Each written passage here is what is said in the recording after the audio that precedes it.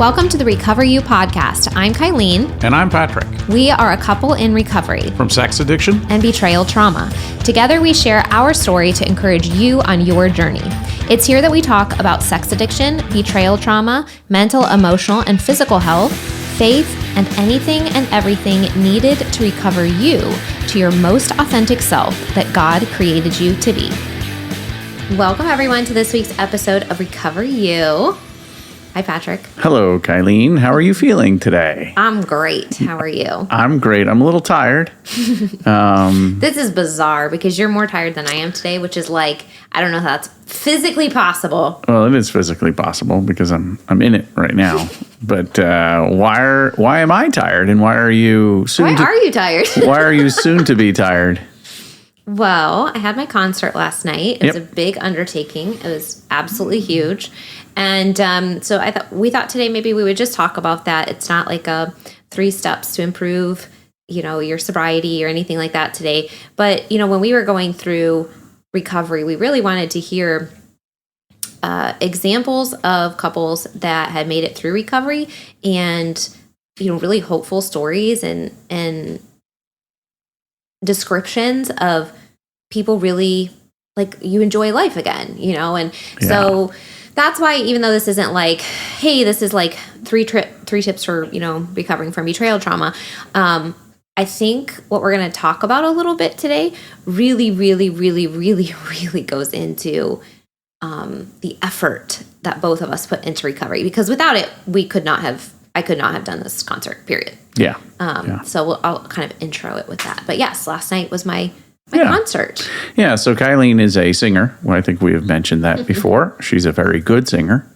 I always, your brother-in-law was talking to me last night. He goes, one of the favorite stories you told me was when we first met and you were like, yeah, I'm a singer. And I was like, yeah, okay, sure. Like, because people would be like, I play guitar. I'm a singer. You're like, yeah, okay, whatever.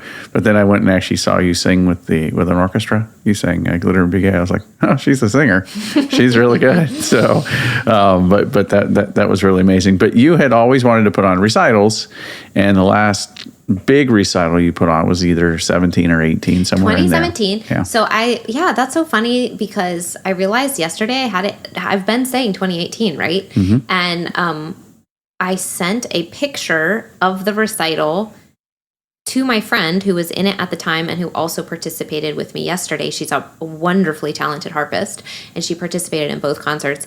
And the picture was from 2017. I was like, oh my gosh. It's longer than I thought. So that was the last time that I did anything solo, like my event, orchestrating it, putting it together so that I could sing and perform. And then I didn't do anything until The King and I last summer. And then this was the first time I ever did a recital since then. So it was kind of like, it was a lot. It was a big deal. Well, what was interesting is since 2017 you went through cancer, and there was some you had chemo and things like that, and you were worried how it affected your body and your vocal cords and all of these different things. So there was just that. It was a lot of like physical things. There were certainly some emotional stuff, but then I remember just being heartbroken and understanding it was my fault. But then discovery happened in at the end of January 21, and then you were singing at a Christmas Eve concert that Christmas, so 11 months later, and I think it was Silent Night or something. No, it was Oh Holy Night. Oh Holy Night, which is for you is like Ring Around the Rosie. You know what I mean? Like it's that easy for you, and you really struggled with it. You had a lot, and it just showed you like the devastating emotional effects of it. Yeah, so I'm going to back up a little bit. So if you think about it, I had cancer in 2019, then COVID in 2020, which was just like everybody in the world was like, what is happening? And then discovery in 2021. So it was like crazy because my body was recovering. I felt like it took like a year to a year and a half for my body to really start recovering from the treatment. And that timeline was right around the beginning of discovery. So right as I was physically starting to feel like I was getting into recovery, I had an emotional hit that then just spiraled me completely.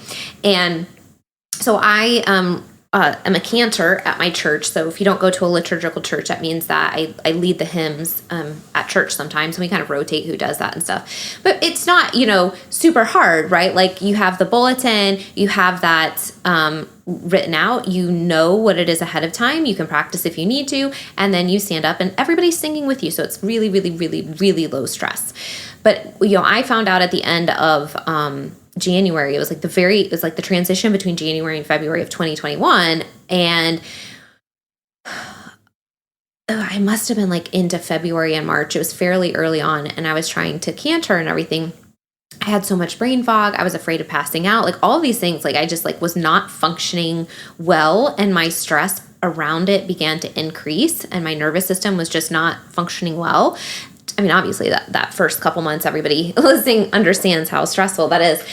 And something that should have been very, very easy for me became very difficult. And there were 2 weeks in a row where I messed up cantering, which is not a big deal. It's not a big deal at all in the grand scheme of things, but it's not something that I should have messed up on. It's not something, and it's not even like, that was a little, my brain was hijacked basically. Mm-hmm. And so that was just very stressful for me. It was very concerning for me. It really bothered me a lot. And ever since then, I always like highlight which verse I'm on and all this kind of stuff. And our church is so sweet. Like they're so supportive and encouraging. And at the time, they had no idea what was going on in the background. Like they had no idea what was happening at the time. But I must have been the second, I don't know, one of the weeks, maybe it was the second week, but one of the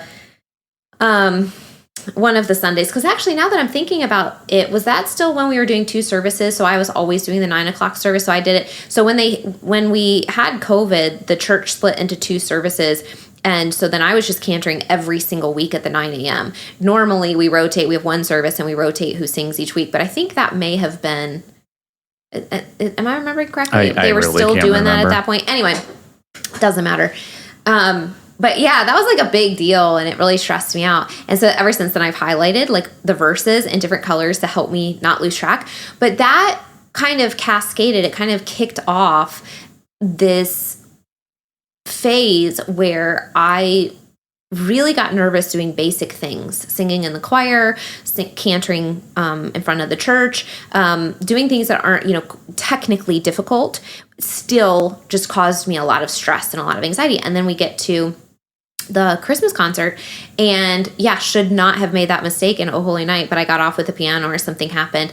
And I think, that was right. I think I started going to voice lessons right after that or shortly after that. And I think there was a level to which I just felt like certain notes that I should be able to sing were kind of hard, and just there was a lot going on, mental, emotional, physical. It was just, I should be able to sing, and I'm really stressed, and I have a lot of anxiety, and this is causing me problems at this point. Yeah. So if you fast forward through all of that, all those times, whether we were going to make it or any of that, it basically, you got yourself, as you mentioned, to last summer where you decided to audition and performed in The King and I. You did fantastic. Yeah. And then you decided to do a recital at the end of March. So started planning, started working, started rehearsing, working with your vocal coach, all of these different things. And at one point you asked me to sing a duet with you, which was super cool. You should give him a little hint, a little taste. What was the first line? You can do it. I can sing it? Mm-hmm, right now. Okay, let's see if I can sing it. Am I relaxed enough? If I never knew you. There you go. That's nice. Is that okay? If I never. So rich. Yes, so lovely. Yes. Anyway, so we got to the concert, and Kylene performed last night. And gosh, how many pieces did you sing? I don't know. 12? It was a lot. Something like that, 12, 14, something like that. And you and I sang a duet, and you sang in a trio and other duets and everything. So just a ton of songs, and you sang wonderfully. I mean, really wonderful. A lot of people showed up. A lot of people know our story, and so you kind of talked to that a little bit. And so it was really, living into something hard again. Yeah. I introduced it at the beginning because people were had asked me a little bit of like, hey, what is this? And I was telling them, hey, the short story, if you want to put it that way, is it's a collection of songs that I want to sing for fun. It's just I I want to do a recital and I want to do it for fun. The deeper version is, that this is part of my recovery journey, and that really what I was trying to do is prove to myself that I could have fun doing it, because I'd gone through such a long period, years where performing caused so much anxiety. And then I did the King and I, that really, really helped. But if anybody remembers me telling them the story of the audition, I had so much internal panic during the audition itself. I sat down, my stomach hurt, my back hurt, I was just in so much pain. And then but then I made it, and then through rehearsals and singing in front of people over and over and over and over, got to the show. It went really well. Just really helped me feel okay, maybe I can do this again.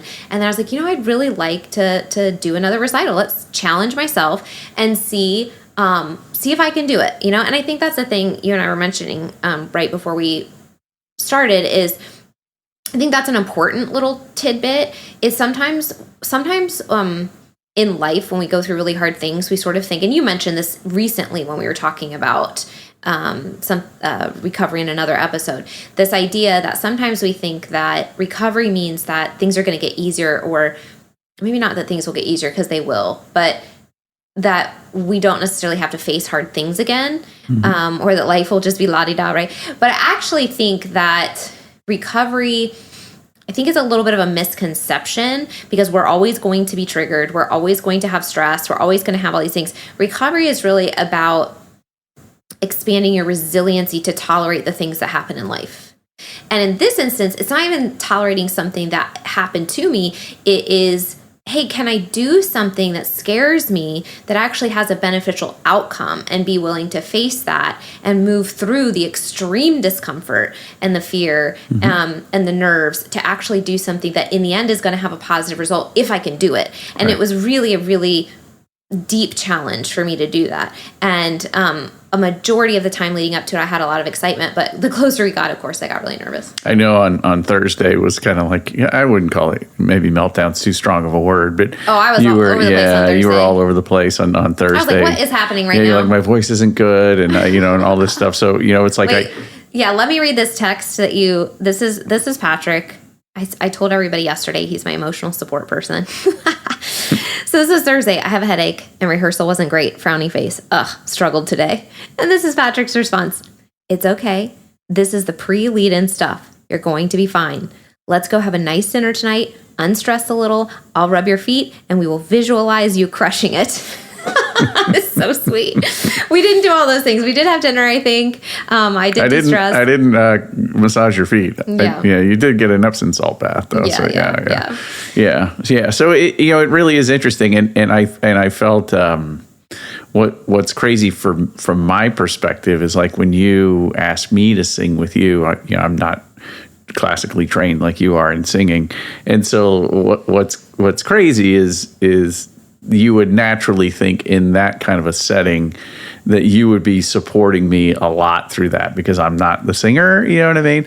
But what's interesting and what was a blessing, and I've always said this, is when you get to heal with your spouse, or when you enter a healing state, you actually get to support people better. So it was really nice to be able to support you through this, and in a sense, it actually helped build my confidence too. And I did support you. You did. No, you totally did. Don't be throwing me under the bus. No. And what my point is I wasn't. No, we supported each other, is what you're saying. Right. And so, the being able to get up there and sing kind of a love song with you was a really neat, I was thinking about it leading in, because I was nervous, but I was like, this is a really cool thing to be able to stand up here. Guys, he did such a great job, honestly. Thank you. You really, really did. Yeah, thank you. Yeah, thank you. You did a great job. It was beautiful. Yeah. Well, it was a great song. And it was really cool because not everyone knew our story, but a lot of people did. And it's a really beautiful song anyway. We sang If I Never Knew You from Pocahontas. It's one of those, it's the love duet between Pocahontas and John Smith. And it's not in every video. It was one of those that I think was added to the 10th anniversary or something like that. So if you saw the original or you don't recognize that, a lot of people aren't aware of this duet, but it's incredibly beautiful. It's absolutely gorgeous. And so I was like, man, I really want to sing this. And so some people knew our story and everyone enjoyed it because it's a lovely song. But we got so many comments about how special it was because we were singing it together. Mm-hmm. And I think about that, we're sitting here talking about an event that has, nothing to do with recovery, except that it does. Has everything to do with recovery. Everything to do with recovery. I could not have sung this last night, first of all. I could not have sung anything last night, or put this on, or, stepped out there, had I not done the deep, deep, deep, deep, difficult, painful work that I did. Mm-hmm. And even if I had gotten to that place where I felt confident enough to do it myself, I could not have ever gotten to a place where I willingly stood up there and sang a romantic song with you. I know. If we had not gotten to a place that was really solid, right? So I think about that. I think about where we are and the fact that we were able to do that with such joy, really. Joy, connection, fun. It was just such a cool experience. And I think back through recovery about all of these different phases that probably a lot of people can relate to in, okay, you go through the phase in the beginning where maybe not a lot of people know what's going on, and they think you have this great relationship, and they're you're an awesome human being in general, and so people love you, and so people would just heap praises on you, and they'll say nice things about you in front of me, and meanwhile, 6 months in, I'm going, he's such an asshole, you know what I mean? And I'm like, I don't want to sit here and listen to nice things about you when I'm just finding out more and more and more. And we just went through, disclosure and all this kind of stuff. And I'm irritated and we might get divorced and I don't know. And just thinking about that, right? And so you go through that phase and then you go through, okay, now more people are kind of aware, but we went through so many different iterations of we're proud of how far we've come, but we're just not there yet. And I would say, in the big scheme, that's life, right? You're never at the finish line. But Mm-hmm. but with recovery, there's a lot of okay, I'm glad we've done this work, but this isn't good enough yet for me to live here forever. You know what I mean? Right. And so we kept hitting those.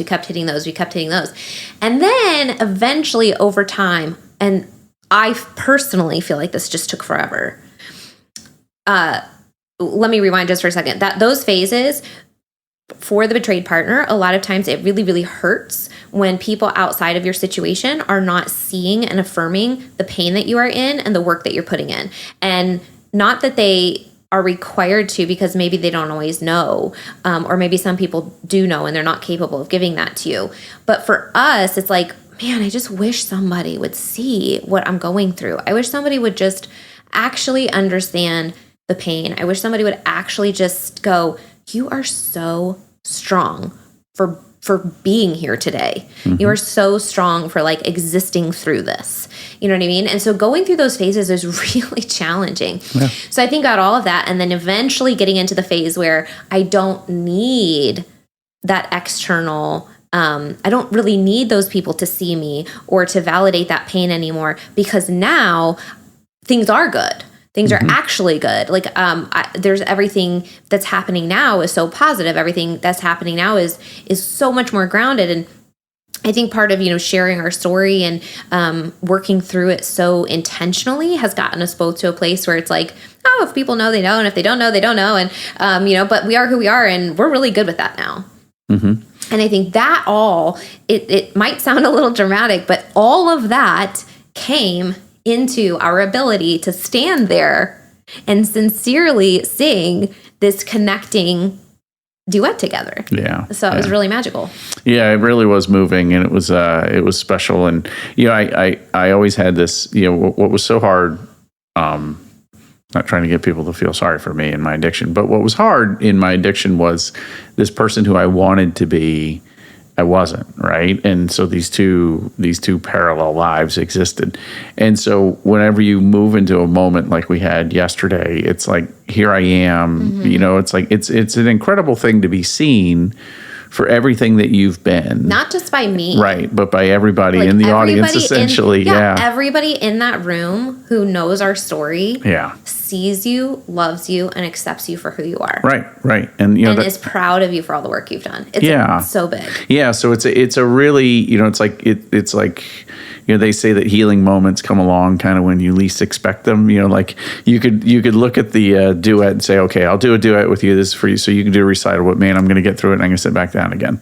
Right? That's a very simple almost transactional way to think about it. And then, but if you think about, and I was even thinking about, they say 3 to 5 years to heal, and it's because you have to go through experiences like this. You have to get through stuff. I had a dear friend who showed up last night who knows my story really well. We were eating a cupcake across from each other, and he goes, when I saw you up there singing, I was thinking about, essentially everything, all the work that had to be done to get there. And he said that it was much more than just learning the music. I was like, oh yeah, it really was. And so it's just a really cool thing. And then, outside of the music, just being able to sit there and enjoy you and see how much you were kind of crushing it and enjoying it and feeling good.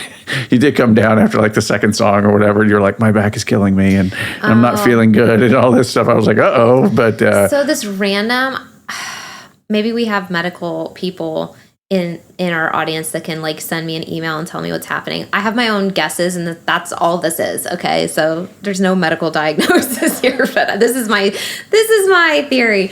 So I think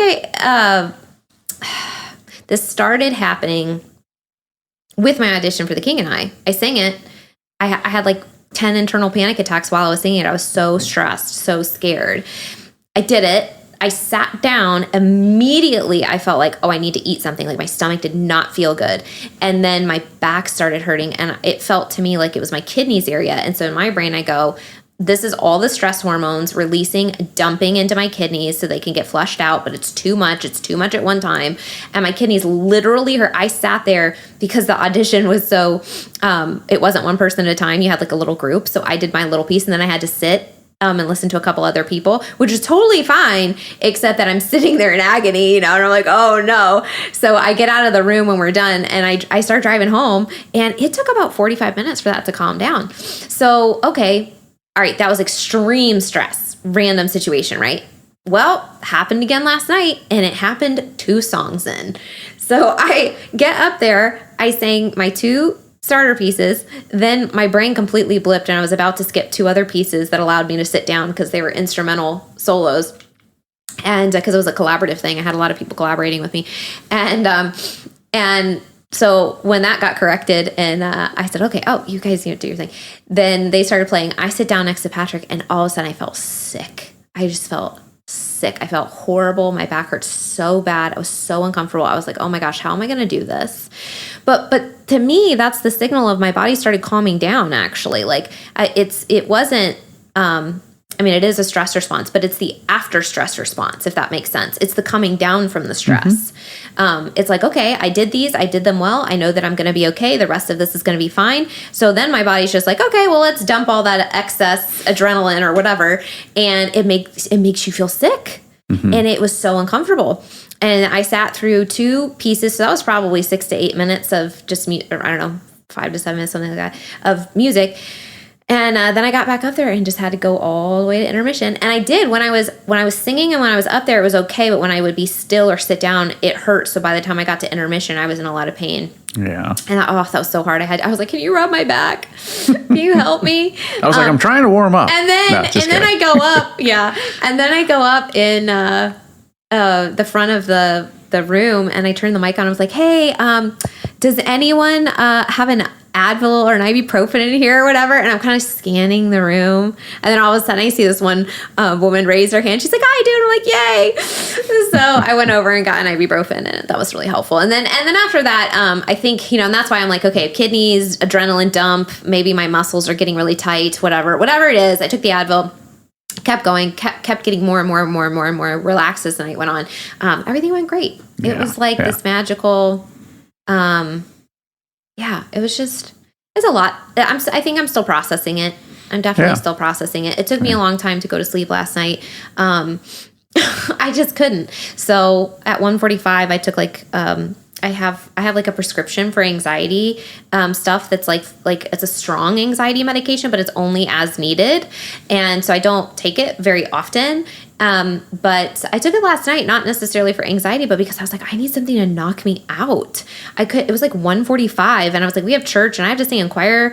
So we have to go to church. Otherwise we could have maybe skipped it, but So I popped that thing at like 1:45, and thank goodness I got some sleep after that. So that's where I'm kind of like, I must have a little bit of leftover adrenaline running through my body because I'm actually doing okay today. Yeah, sure. Well, and to start this all off, I'm tired because You were doing everything. He was a stagehand. He sang with me. He was my emotional support person. He helped me memorize all my lines. He was trekking everything back and forth. We had like 10,000 things that we brought for the reception. And we have a cat that gets us up at 5. Oh, yeah. So that's probably why. Oh my gosh, you guys. So BB has had some health problems, and we've started making her food at home. BB has anxiety. Well, more than that. She has IBS, potentially a heart issue, and potentially a thyroid issue. Both of those are concerns, but they're not extreme enough that they want to do other things right now. But anyway, we've started making her food at home with this vet recipe, and it has like these extra pet vitamins to make sure that like their nutrients are all covered, all this kind of stuff. It's really great. It's awesome. Basically, since we've gotten her kind of set up on that, she's been amazing. Everything has calmed down. She seems happy, healthy, all this kind of stuff. We have to get some blood work redone in a couple months to see ultimately how it's impacting her, but she's doing great. And basically, before she was on the food and before she got the vitamins and everything like that, she was just hungry all the time, waking us up in the middle of the night, having to eat really early, just really ornery, right? And since we've started feeding her this stuff, she's really calm until the night before the recital. Like, of all the nights, BB, she started rejecting her food, and she's like, nope. So then, of course, she was hungry in the middle of the night and wanted to start, but it was fine. It all worked out. And now we figured out there's another layer to her pickiness. And it has to be ultra fresh. It has to be ultra fresh. we don't just have to make it. It can't be like 5 days old. It can only be what, like 3 days old? Yeah. So we're going to have to hire a personal cat chef that's going to make her a customized meal every... No, we just have to freeze them in smaller batches, I guess. But anyway, that's totally off topic. But yeah, on one hand, I kind of want to apologize that this isn't like this, hard-hitting recovery focused episode. But at the same time, it has everything to do with recovery. And I don't know if I can fully express. I really don't know if I can fully express what it meant for me to be able to do that, do it so well, have so many people show up and support me, probably half of which know our story. So many people being encouraging and enjoying it. And then for you and I to do a duet. And I mean, I was joking last night while I was running the recital, how there were several songs that were like miracles to even get done because like rehearsing with people January, February, and March was so much like there were different sicknesses, there were different vacations, there were spring breaks, there were like all these different, and then my sister and brother-in-law own a music studio. They have 5 kids. My sister was accompanying someone like an hour and a half away earlier in the day, and then my brother-in-law worked until 5 and the concert started at 5:30. I mean, like the fact that they fit me into so many rehearsals January, February, March and then made this happen was amazing. And then we had other people trying to collaborate and trying to get those things all set up. There were just a couple, there were like 3 pieces yesterday that if they went well would be a miracle, and they did, and it was a miracle.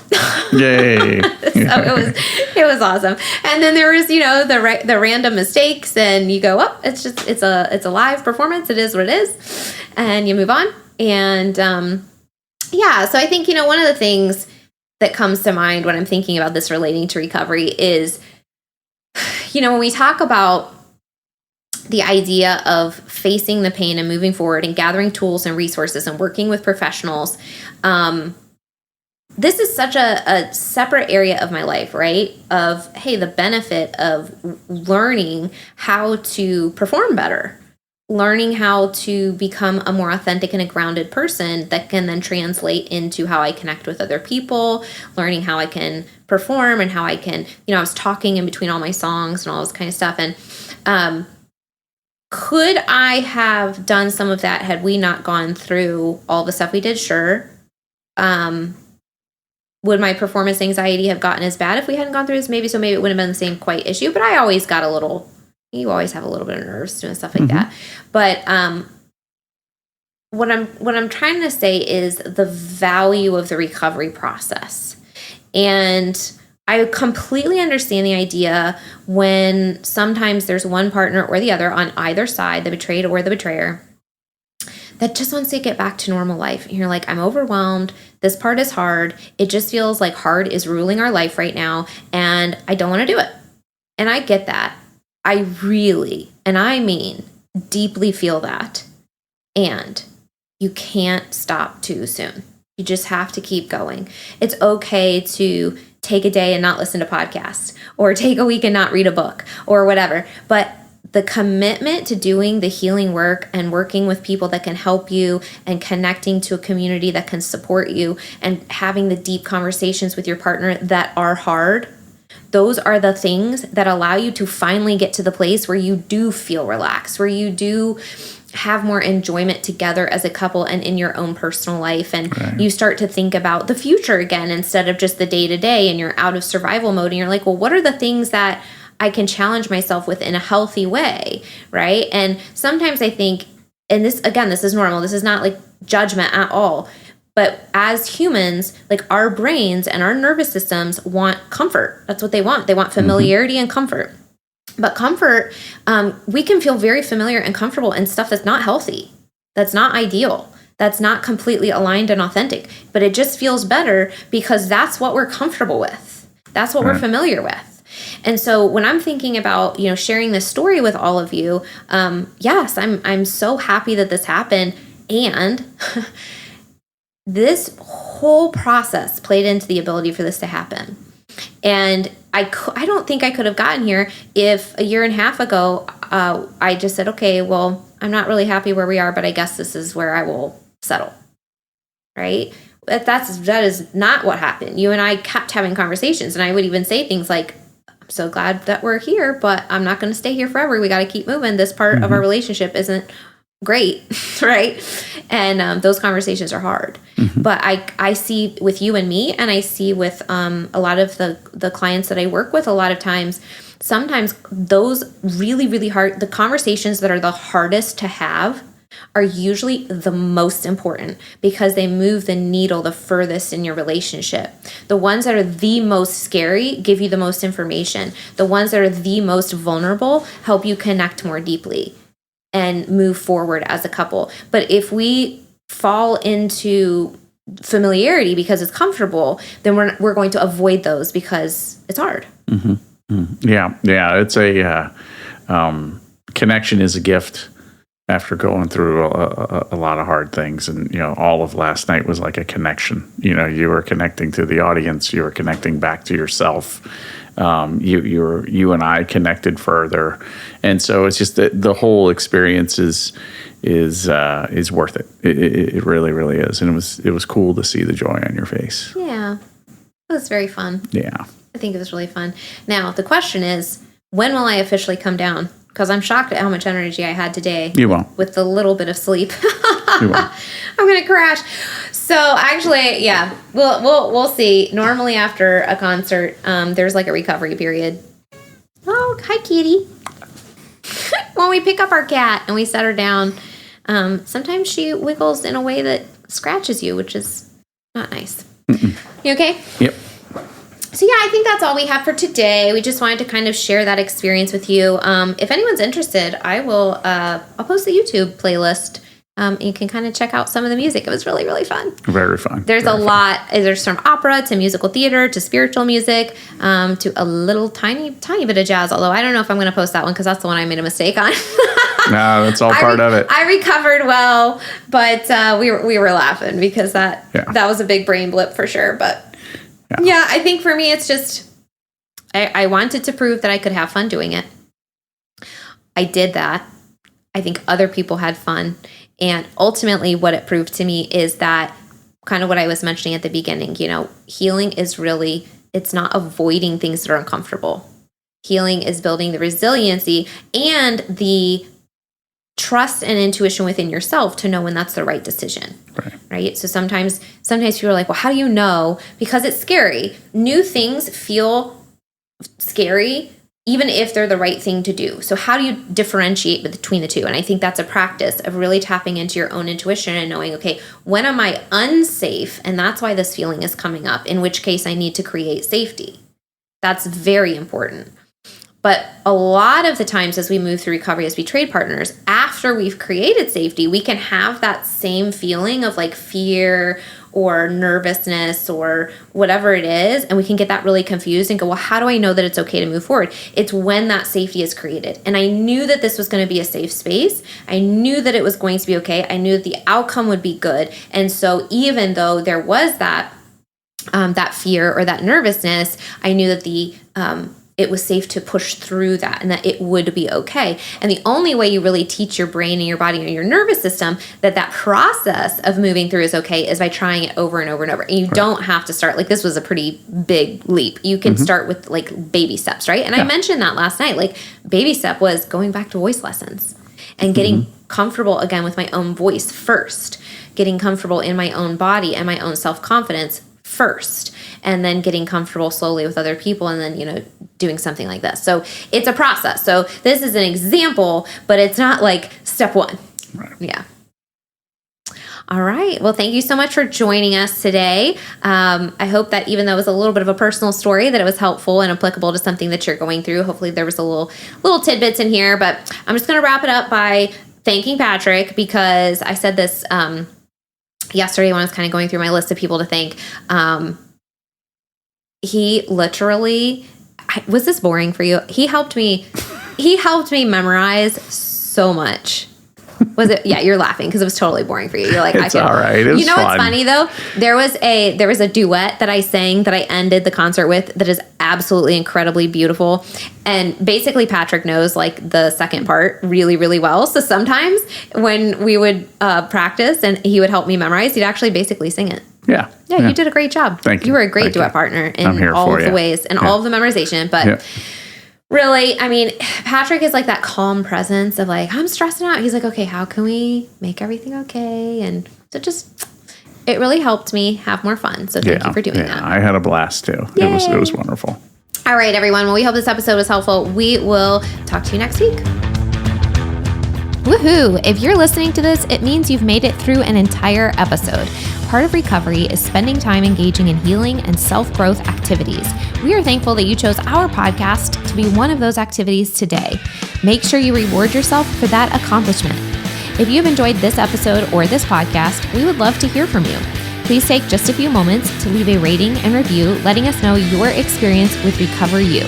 We not only love hearing how these episodes are helpful, but ratings and reviews help others just like you who are searching for recovery information and support find the podcast too. We can't wait to hear from you. See you next week.